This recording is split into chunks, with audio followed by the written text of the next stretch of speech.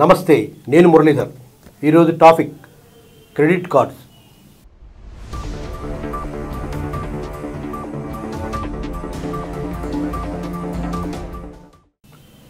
Credit cards వాడకం వల్ల చాలామంది మధ్యతరగతి మానవులు చాలా ఇబ్బందులు పడుతున్నారు.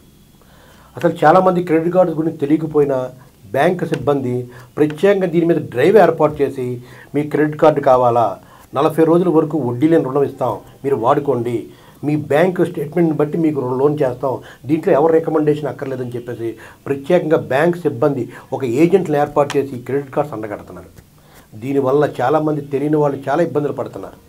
అంటే క్రెడిట్ కార్డు గురించి పూర్తిగా తెలియదు. 40 రోజుల టైంలో కట్టుకోవచ్చు అంటారే కానీ 40 రోజులు ఎప్పటి నుంచి ఎప్పటి వరకు అన్నది అసలు వాళ్ళ క్లియరెన్స్ ఇవ్వరు. అందులోను మనం కొనుగోలు చేసిన తర్వాత 40 రోజుల తర్వాత లోపు మనం కట్టేసుకోవాలి, దానికి వడ్డీ అక్కర్లేదు, 40 రోజులు దాటితే మాత్రం పడుతుందని చెప్తారు. కానీ 40 రోజులు దాటిన తర్వాత దాని వడ్డీ ఎంత పడుతుందో మీకు అర్థమవుతుందా?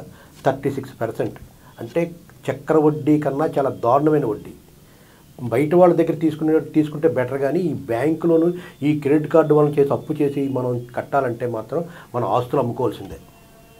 ఇటీవల ఒక సోదరుడు చెప్పిన దాన్ని బట్టి ఈ క్రెడిట్ కార్డ్స్ ఎంత ఘోరంగా డబ్బులు వసూలు చేస్తారో చిన్న ఉదాహరణ చెప్తాను. నాకు తెలిసిన మిత్రుడు ఒకసారి ఈ క్రెడిట్ కార్డు వల్ల ఒక 100 రూపాయలు యూజ్ చేసి ఏదో సరదాగా అసలు ఎలా పనిచేస్తుందో లేదన్న దాని మీద ఒక ట్రైల్ వేసుకొని చేశాడు. అతను చేసిన తర్వాత 100 రూపాయలు చేశాడు, తర్వాత మళ్ళీ కొనుగోలు చేశాడు, అంతా అయిపోయింది. కానీ 100 రూపాయలు చెల్లించడం లేట్ అయ్యింది. 40 రోజులు దాటిపోయి మళ్ళీ ఒక 58 రోజులు 60 రోజులు అయిపోయింది.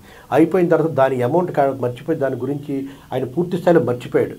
బ్యాంక్ వెళ్ళినప్పుడు చూస్తే దీని మీద 1700 రూపాయలు డ్యూ ఉంటుందని చెప్పేసి క్రెడిట్ కార్డు సిబ్బంది చెప్పడంతో ఆశ్చర్యపోయాడు. తీసుకున్నది ఎంత, దానికి ఎంత అంటే దానికి లేట్ అయితే అంతే సార్, ఫస్ట్ టయానికి కడితే మాత్రం ఎటువంటి వడ్డీ ఉండదు, కాకపోతే లేట్ అయితే మాత్రం వడ్డీ పడుతుంది, దీనికి రిపీట్ పడుతుందని చెప్పేసి వాళ్ళు చెప్పిన విషయం చూసి ఆయన చాలా ఆశ్చర్యపోయాడు.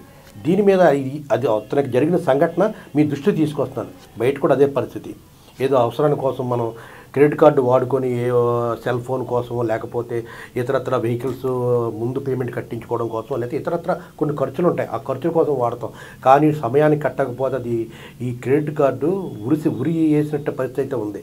చాలా చోట్ల మెట్రోపాలిటన్ సిటీస్లో కానీ లేకపోతే కార్పొరేషన్స్లో అయితే టౌన్లో అయితే చాలామంది మధ్యతరగతి వాళ్ళు ఉద్యోగస్తులు దీనివల్ల చాలా ఇబ్బందులు పడుతున్నారు. క్రెడిట్ కార్డు అక్కర్లేదన్న వాళ్ళు కూడా కావాలని చెప్పి ప్రత్యేకంగా ఏజెంట్లు పెట్టి క్రెడిట్ కార్డులు ఇవ్వడం, దాని తర్వాత వసూలు చేసుకోవడం. అంటే ఎక్కువ వడ్డీ రావాలి, ఎక్కువ లాభం రావాలి బ్యాంకుకి లాభం వస్తే అది గ్రోత్ పెరిగితే వాళ్ళు పెద్ద ఉద్యోగం చేసిన వాళ్ళకు క్రెడిట్ వస్తుందన్నమాట. దానికోసం సామాన్య మధ్యతరగతి ప్రజల జీవనాన్ని చిందరవందం చేస్తారు ఈ క్రెడిట్ కార్డ్స్ వల్ల. దీంతో పాటు క్రెడిట్ కార్డు వాడడం వల్ల ఇలాగ ఈ వడ్డీతో పాటు దీని ఎఫెక్ట్ సిబిల్ స్కోర్ మీద పడుతుంది.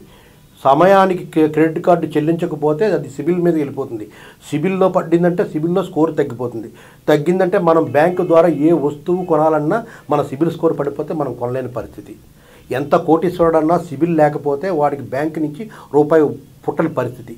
ఈ రకంగా చైన్ లింక్ క్రెడిట్ కార్డు వాడడం వల్ల సిబిల్ పడిపోతే దాని సమయానికి చెల్లించకపోతే ఈ రకంగా పడిపోతుంది. పోన్లే ఆ వడ్డీ అని తక్కువ ఉంటుందా అంటే 100 రూపాయలకి 1700 రూపాయలు తీసుకున్నారంటే కనీసం ఒక 20,000 రూపాయలు పర్చేజ్ చేస్తే అది 30,000 45,000 రూపాయలు అయిపోతుంది. కొనుగోలు చేసిందేమో 25,000 అయితే దానికి 34,000 35,000 రూపాయలు. ఏంటి ఇంత దారుణంగా ఉందని చెప్పేసి బాధపడి కొంతమంది గత్యంతరం లెక్క కడతారు, కొంతమంది అయితే కట్టలేక చిన్న అమౌంట్ల ద్వారా చెల్లించుకుందారని చూస్తారు. కానీ సాధ్యం అవ్వకపోవడం వల్ల చాలామంది ఇబ్బంది పడుతున్నారు.